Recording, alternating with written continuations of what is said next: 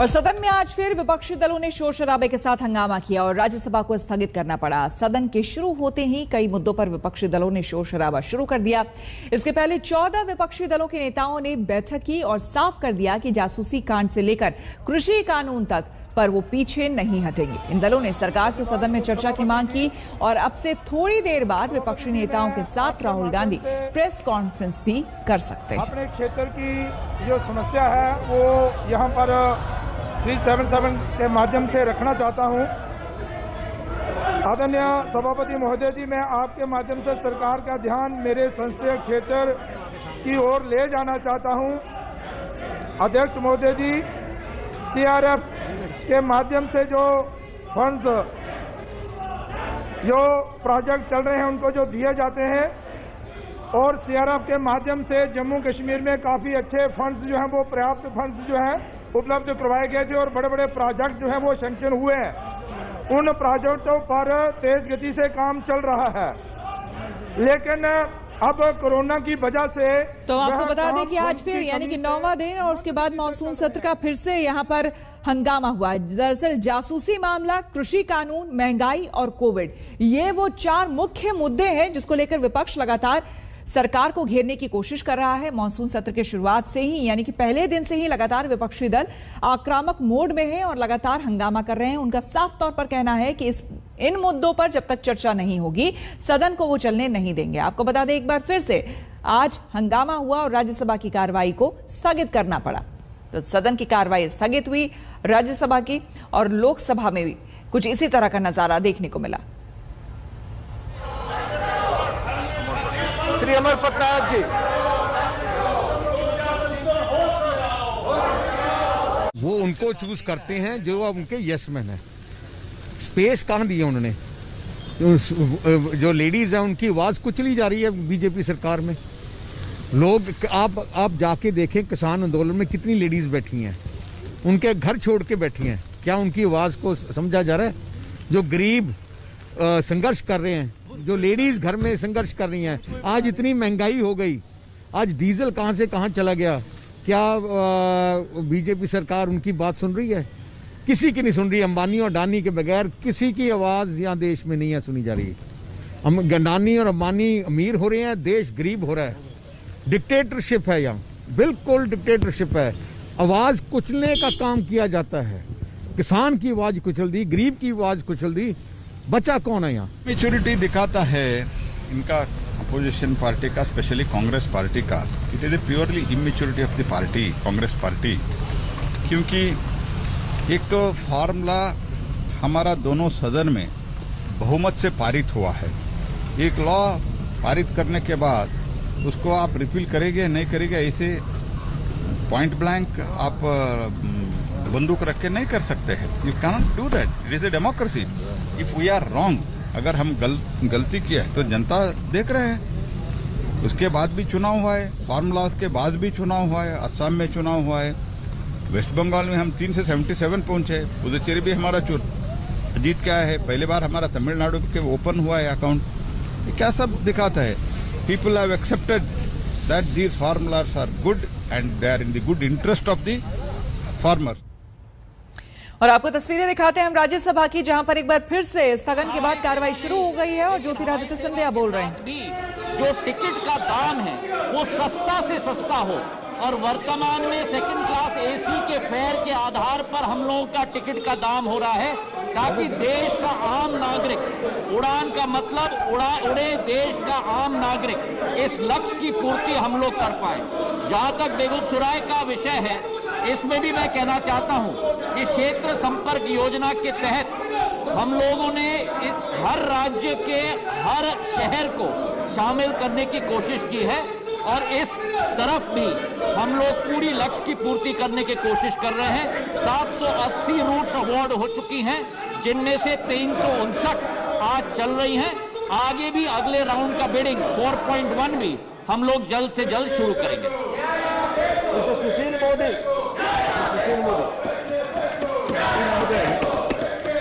मैं माननीय मंत्री से जानना चाहता हूं कि बिहार के अंदर दरभंगा में जो एयरपोर्ट कार्यरत हुआ है उसका नाम विद्यापति के नाम पर करने का राज्य सरकार ने अनुशंसा की थी।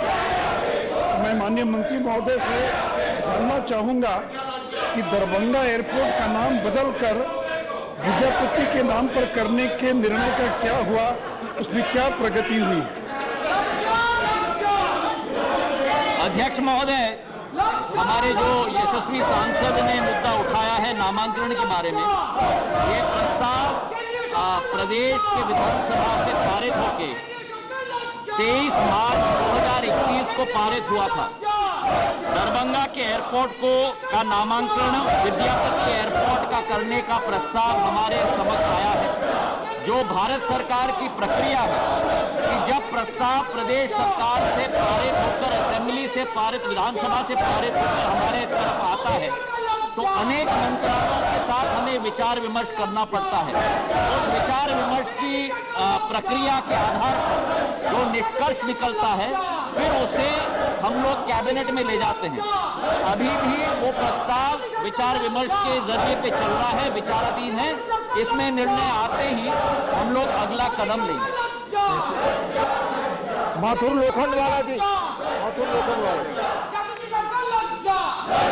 माननीय मंत्री जी से मेरा ये प्रश्न है कि आपने बताया हवाई चप्पल वाले भी बैठ सकते हैं, पर जब भी एयरपोर्ट पे जाते हैं और उतरते हैं वहाँ पे कुछ भी खाना पीना है और शॉपिंग करना है, कुछ भी बाहर से आता है वो आदमी वहाँ पे इतना महंगा, पानी की बोतल भी 200 रुपये में मिलती है, वहाँ पे कुछ भी उसको खाना पीना है वो भी महंगा से महंगा मिलता है। तो क्या भारत सरकार ऐसी कोई स्टोर बनाएगी, ऐसी कोई दुकान बनाएगी, ऐसा कोई कि सस्ती चीजें वहाँ पे मिल सके, कुछ खाना हो सके, पी सके, ऐसा हो सकता है?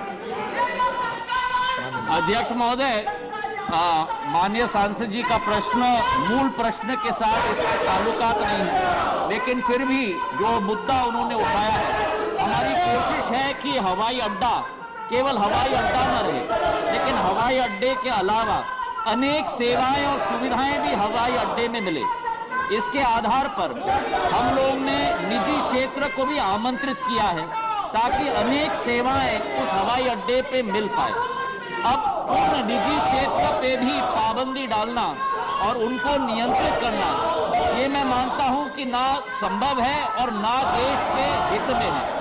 हमारी और इस बीच बड़ी खबर सामने आ रही है पेगासस मुद्दे पर विपक्ष का लोकसभा में हंगामा। जो यहाँ आपको हम बता दें कि लगातार विपक्ष जो है इस मुद्दे पर चर्चा की मांग कर रहा है और इसी के मद्देनजर लोकसभा में एक बार फिर से हंगामा। खेला होवे के नारे विपक्षी सांसदों ने लगाए, खेला होवे के नारे, और बार बार पेगासस पर विपक्ष जो है वो चर्चा की मांग कर रहा है। लोकसभा में एक बार फिर से हंगामा हो रहा है, आपको हम बता दें। और आईटी कमेटी के चेयरमैन पद से थरूर को हटाने की मांग की जा रही है। आर्टिकल 94 और 96 ये कहता है कि हम किसी के किरीट सोलंकी,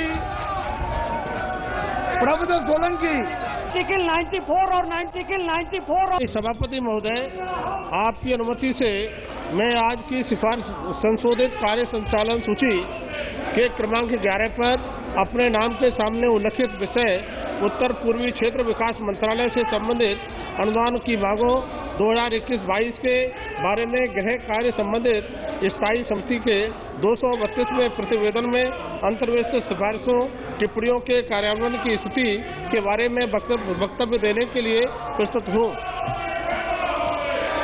श्री निशिकांत। धन्यवाद अध्यक्ष महोदय। मैं रूल 222 और इसमें अगर आप मेरी आवाज सुन पा रहे हैं, लगातार लोकसभा राज्यसभा में हंगामा हम देख रहे हैं, सुन रहे हैं, लेकिन इस बीच आपसे जानना चाहेंगे, निशिकांत दुबे ने यह बात उठाई है, उन्होंने साफ तौर पर कहा है कि आईटी कमेटी जो है उससे शशि थरूर को हटा दिया जाए। क्या जानकारी आपके पास?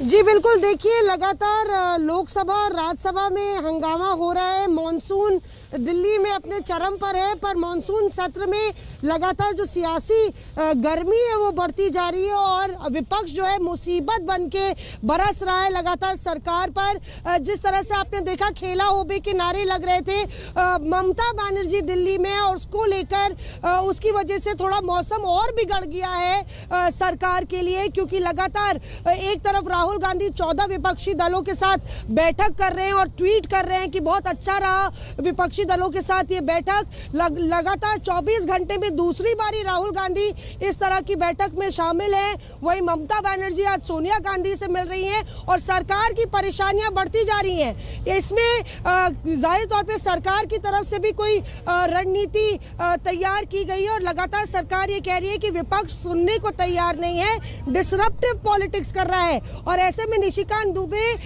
जो है पूरे स्नूप गेट मामले को लेके और तमाम मसलों को लेके वो मांग कर रहे हैं कि शशि थरूर को इस कमेटी से हटाया जाए, क्योंकि जो वो लगातार टिप्पणियां कर रहे हैं वो बतौर कमेटी के जो चेयरमैन हैं उसके तौर पे उनको उनके जो नियम और कानून है उसका उल्लंघन है। बहरहाल जिस जगह हम लोग खड़े हैं, विजय चौक, ये लगातार विपक्ष के लिए केंद्र बन गया है सरकार पे हल्ला बोलने का, क्योंकि कोरोना का काल है, ज्यादा मीडिया अंदर अलाउड नहीं है। इसलिए अभी यहाँ राहुल गांधी समेत तमाम विपक्षी दल थोड़ी ही देर में श्वेता आएंगे और सरकार पर हमला बोलेंगे। तो ऐसे में सवाल ये है कि आखिर ये मॉनसून सत्र कैसे चलेगा, क्योंकि बारिश की ही तरह सारा कामकाज भी इस मॉनसून सत्र में धुल सा गया है। बिल्कुल मौसमी, आप नजर बनाए रखें, आएंगे आपके पास। फिलहाल बहुत बहुत शुक्रिया आपका।